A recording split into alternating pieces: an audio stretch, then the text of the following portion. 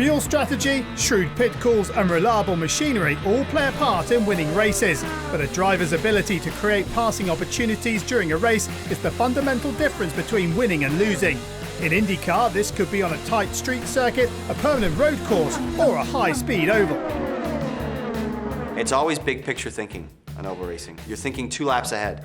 When you're making a pass, when you're coming up on a pass, you could be setting that guy up for 20 laps. And I could be making the pass over 3 laps. You may see me go by him on a certain lap, but that pass has been in the making for 3 or 4 laps.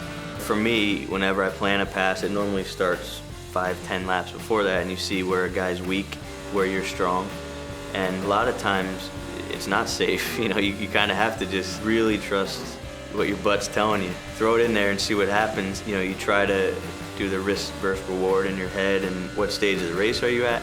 At the end, you take a bit more chances. Great time to pass people when they're all bunched together, but also the most dangerous time. The passing that occurs on ovals, and especially at the Indy 500, is due to massive holes punched in the air thanks to error designs which create a giant toe effect, where cars draft up and can then pass the car in front using the run they get. Tony Kanaan drafts by into turn 3. On street circuits and road courses, IndyCar has another trick up its sleeve, the push-to-pass button.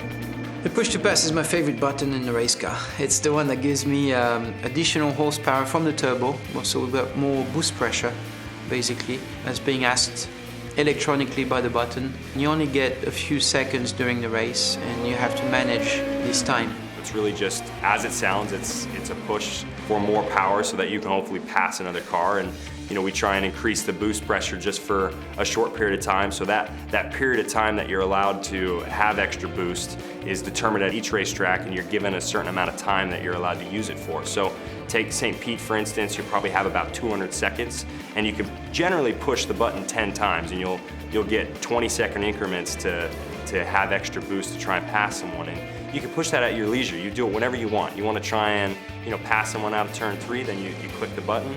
If you try and push the button and it was the wrong time to do it, you can cancel that, and then you could save up some of that time for later in the race. Ray on the push to pass as he makes a move down the inside of Hinchcliffe. If you use it a lot early, you'll run out towards the end and be a sitting duck at the end of the race. So it adds a whole nother level of strategy within the cockpit.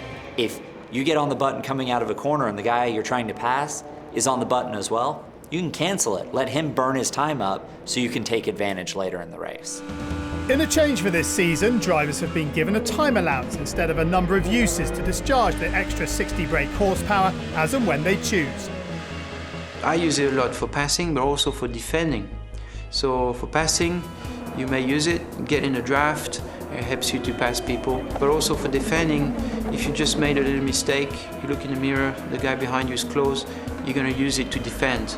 I like that you have the opportunity to use it whenever you want. To me, it's about freedom of what you can do when you want to do it.